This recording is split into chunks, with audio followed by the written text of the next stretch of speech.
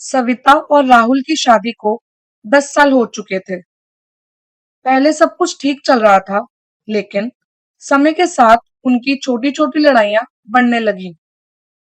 सविता अक्सर राहुल की छोटी-छोटी आदतों पर चिढ़ने लगी थी और राहुल भी धीरे-धीरे उसके लिए चुपचाप झेलने वाला बन गया था।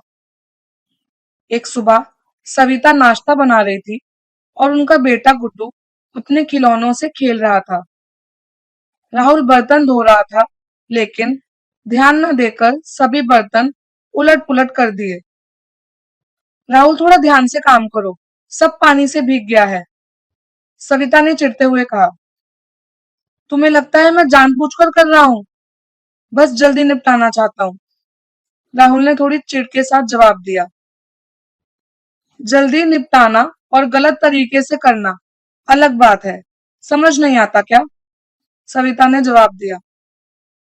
राहुल चुप हो गया, पर उसके चेहरे पर नाराजगी साफ झलक रही थी। दिन बीतते गए। गुड्डू स्कूल से आया और होमवर्क करने बैठा। सविता पास बैठकर उसकी मदद कर रही थी। गुड्डू, ध्यान से लिखो, ये तो बहुत आसान है, सविता ने प्यार से कहा। राहुल अचानक कमरे में घुसा। इतनी ज्यादा टेंशन क्यों लेती हो? बच्चे को खुद भी तो सीखना चाहिए। वो सीखेगा तभी जब हम समझाकर बताएंगे राहुल, तुम्हें बस अपने आराम की फिक्र है, सविता ने बात को खींचते हुए कहा। राहुल ने कुछ कहा नहीं, लेकिन उसका चुप रहना खुद जवाब था। एक दिन सविता खाना बना रही थी। गलती से उसने ज्यादा नमक डाल दिया। राहुल ने एक निवाले के बाद फटकार लगाई। इतना नमक क्यों डाल दिया? क्या तुम कभी ढंग का खाना नहीं बना सकती? राहुल चिल्लाकर बोला। गलती से ज्यादा हो गया था राहुल, अगली बार ध्यान रखूंगी, सविता ने धीरे से जवाब दिया। गलती से? हर बार तुम यही बहाना देती हो, पता नहीं कब ठीक से कुछ बनाना आएगा तुम्हें।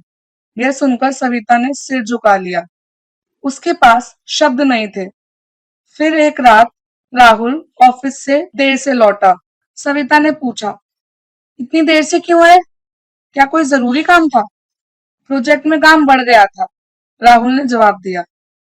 तो फिर हर बार इसी बहाने से देर क्यों होती है? सविता की आवाज में खटास थी।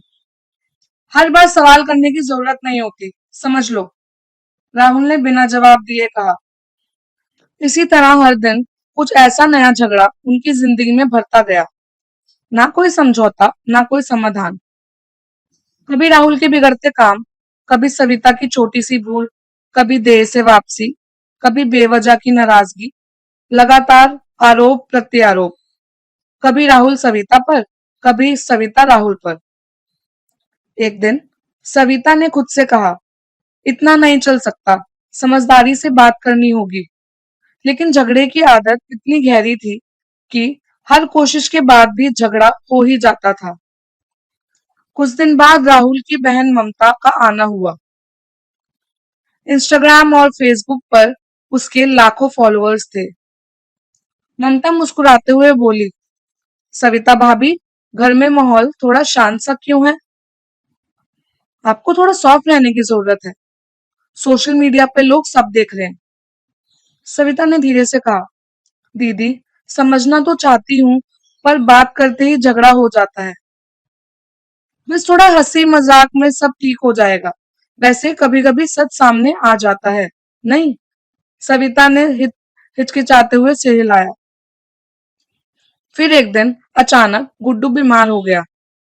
सविता ने घबराकर कहा, राहुल, गुड्डू को डॉक्टर के पास ले चलें?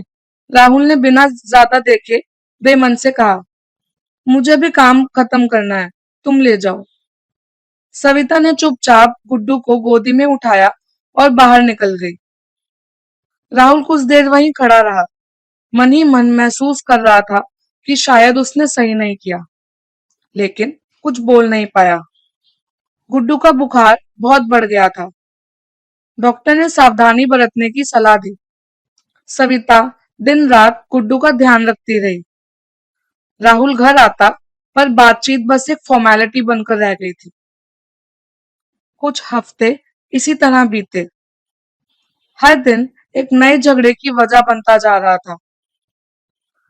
कपड़े उलझे मिलते, खाना अधूरा पकता, बात बात पर ताने।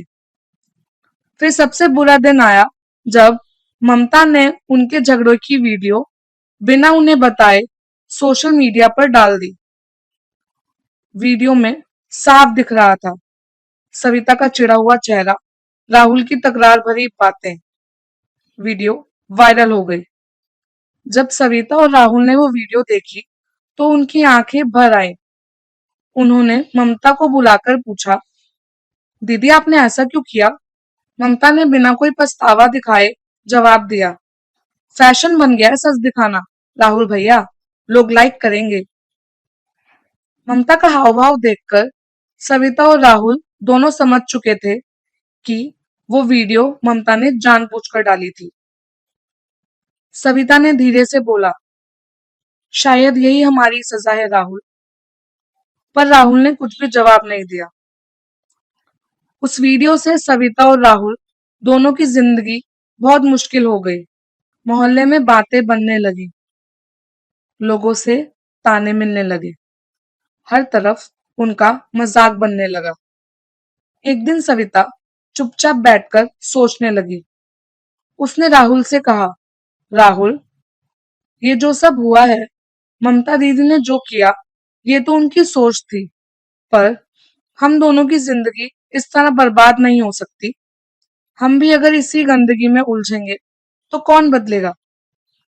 जितना हम एक दूसरे को नीचा दिखाएंगे उतना हम खुद नीचे गिरेंगे। मुझे लगता है असली मजबूती समझदारी में है, लड़ाई में नहीं। कहीं उसकी खुद की गलती की समझ आ रही थी। सविता, मैं भी भूल चुका था कि प्यार में सीमाएं होती हैं। अब से मैं भी कोशिश करूंगा कि हम एक दूसरे की इज्जत करें। छोटी छोटी बातें भी समझदारी से सुलझाएंगे। गुड्डू मासूमियत से बोला, पापा मम्मी, आप दोनों फिर से ऐसे मिलजुल कर रहो जैसे पहले रहते थे। मैं चाहता हूँ घर में खुशियां हो। सविता मुस्कुराई।